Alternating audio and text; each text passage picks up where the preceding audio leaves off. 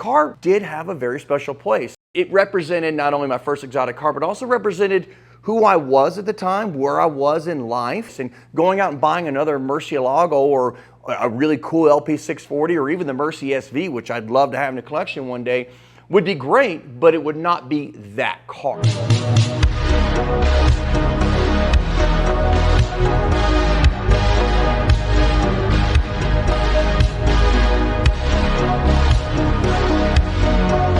Standing in line with my daughter.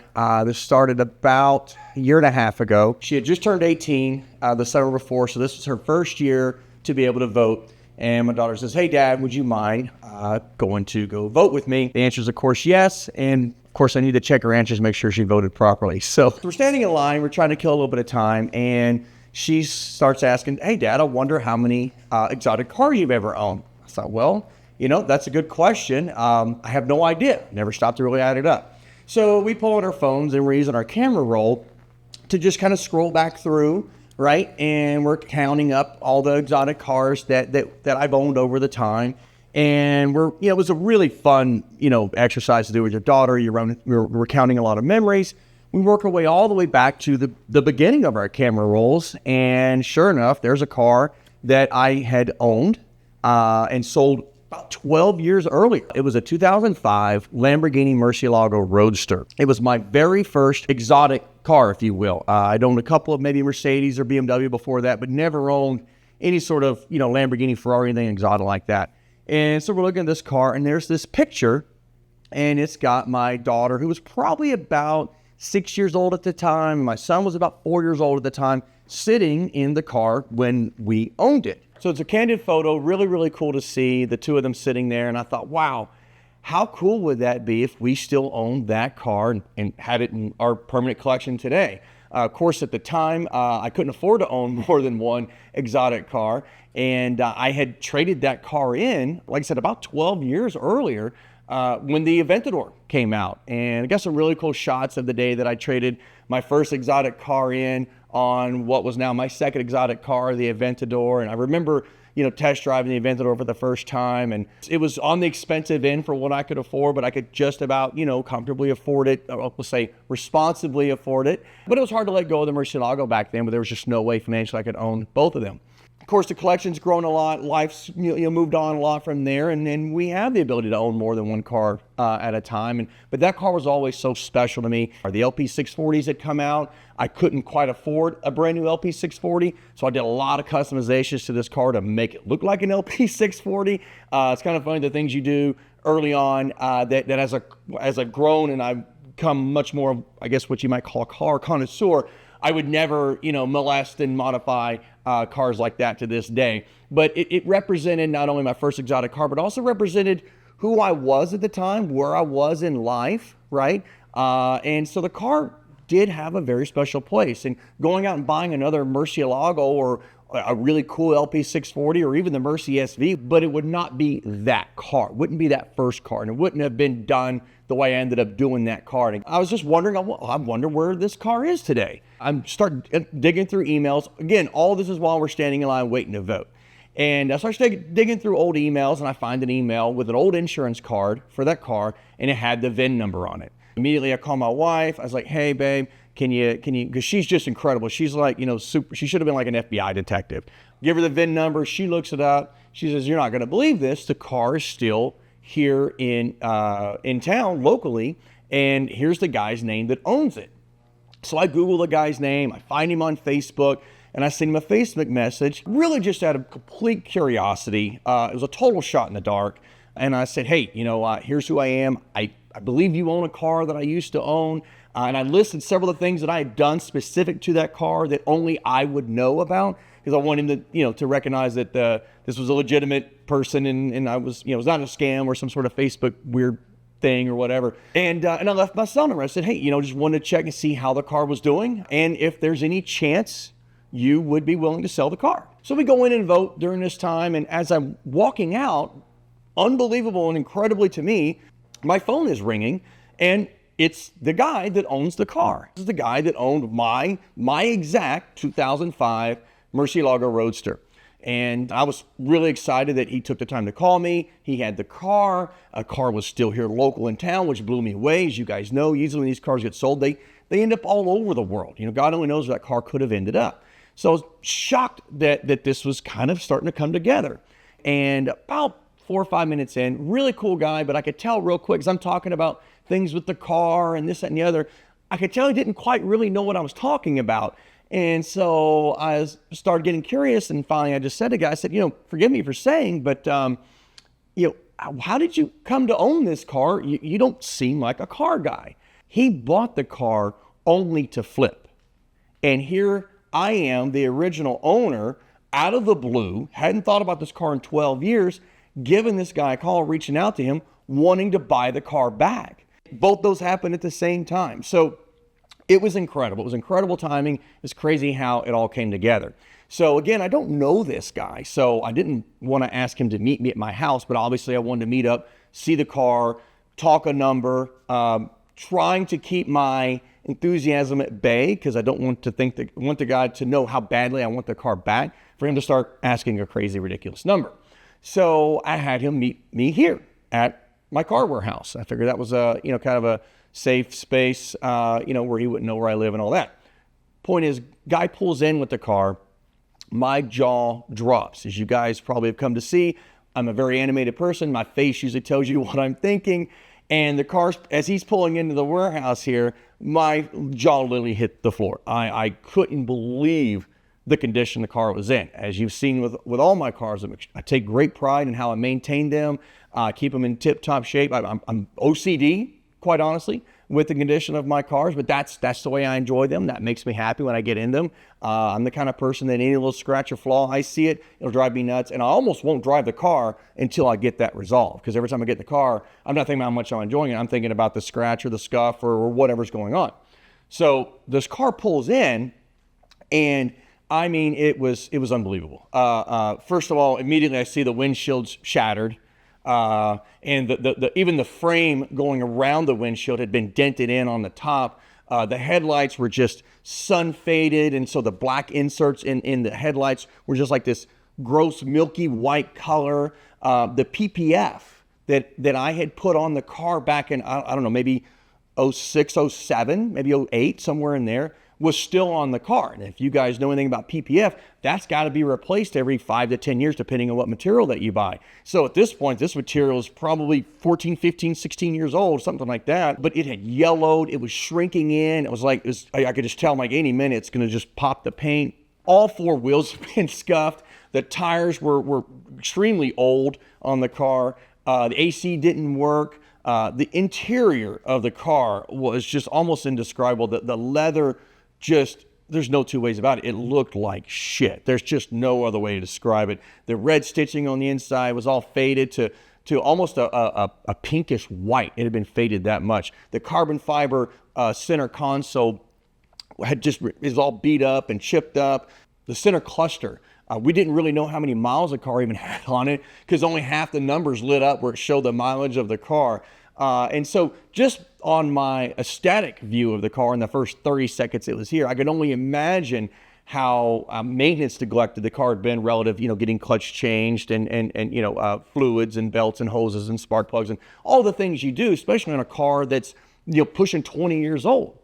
We sat and talked for, 2 hours, because it was this weird situation where, and I get it, right? I've been in a position where I thought I wanted to sell something, and now when someone's here to buy it, now all of a sudden, do I really want to sell it? And so he was kind of starting to second guess whether he wanted to sell it or not. Now, whether it was negotiating or trying to, drag it out, get a little more money out of me, I don't know. We ended up, quite honestly, becoming good friends. He's actually a really, really great guy. So about 2 days later, we'd finalized negotiations. Fun fact, the final point that got the deal done, it wasn't even money.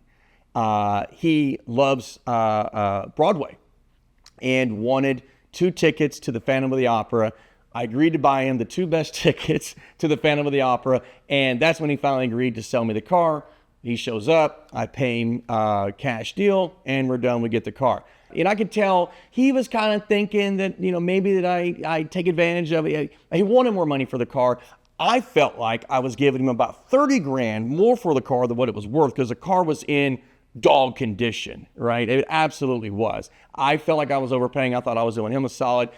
And deals like that happen, right? Where one person thinks they could have got more money, the other person thinks they overpaid. And if both parties feel that way in any business transaction, I found that was probably the right number. But like I said, the guy and I did become good friends, so we stayed in touch. We completed this deal. It's Thursday, December 9th. You can fact check me on this. December 9th last year, 2 years ago, was a Thursday. I know this specifically because that Friday, December 10th, Hagerty releases its monthly catalog, and you couldn't have timed this any better. Right on the cover of the catalog is it mentions, and I forget the exact wording, but it was referencing the next car or cars that were going to ascend in value and really appreciate. And right there was a Lamborghini Murciélago. So he screenshots it, sends it to me, and all he said was, "Good move." Great coincidence, great timing. I assure you, I don't have any friends at Hagerty. I had no inside information that magazine article was coming out the next day. But when you think about the timing of me reaching out to find that car, the timing of him buying the car, and only for the purposes of flip it, and then we complete the transaction, and the very next day that magazine article comes out, is one of those things where it's just like there's so many things that happen here to let you know this was meant to happen in life, and it's just it's part of a really wonderful, beautiful story. That was the beginning of the nightmare to bring this car back to my spec. Before I bought the car, I taken it up to the Lamborghini dealership, and I said, "Look, here's the deal. The car is in awful condition. But it's also an older car. So I don't mind, and I understand I'm going to make a significant investment in this car, probably much more than what the car is actually even worth, and I'm fine with that. But what I didn't want to do is buy a car that needed parts that we couldn't get. And the only way we could confirm whether they were still available from Lamborghini or not was to basically go through the entire car, think of it like a pre-purchase inspection, but to the nth degree, look at everything that we think does or even may eventually need to be replaced, and then enter that like a service work order into Lamborghini's system, and then the manufacturer would come back and let us know whether those parts were available or not. So it took like 3 or 4 days to go through this car, write this all up, confirm everything that we needed from Lamborghini was still available. Incredibly to my surprise, because I figured, all right, this deal's going to fall apart, because the last thing I wanted was to end up with a car that I couldn't fully get back to, excellent condition and mechanically and aesthetically, right? To my surprise and shock, everything that we needed for this car, and it was extensive, was still available from Lamborghini directly. So no aftermarket parts, none of that. And so it began. We literally, we had all the interior taken out, every bit of it. I mean, literally every bit of it. And we had a tremendously highly respected coach shop redo all the interior on the car back to the way that it was done whenever I had it. We had to do everything, pulled the engine transmission out, completely reworked all of that, brakes, rotors, struts, ball joints. We even had to put brand new headlights at $25,000 for 2 headlights from Lamborghini, but we did get them. Even the top that I call the toupee, because it literally looks like a toupee when you put that top on that car. The other one we had, it was okay. It wasn't for its age, it looked really good. But the level that we were bringing the car back, essentially the goal was to bring this car back to brand new condition. And sure enough, we had accomplished that. And in the end, I was getting ready to bring the car home. It was a chance of rain that day. We put the toupee on. It took me probably 30 minutes to remember how to do it, because it is a real pain in the butt and it's super awkward and weird. But that's just the way the Italians did it at the time. And I put it on. I realized it took away from the fit and finish the car was at today. So we spent another, $25,000, $30,000 to get a brand new toupee, which will probably never be used. Let's be honest. You drive this car when the weather's good outside. Otherwise, you don't want to mess with that, putting that toupee on. So yeah, we had replaced everything on the car. Even that frame going across the top of the windshield somehow had gotten dented in.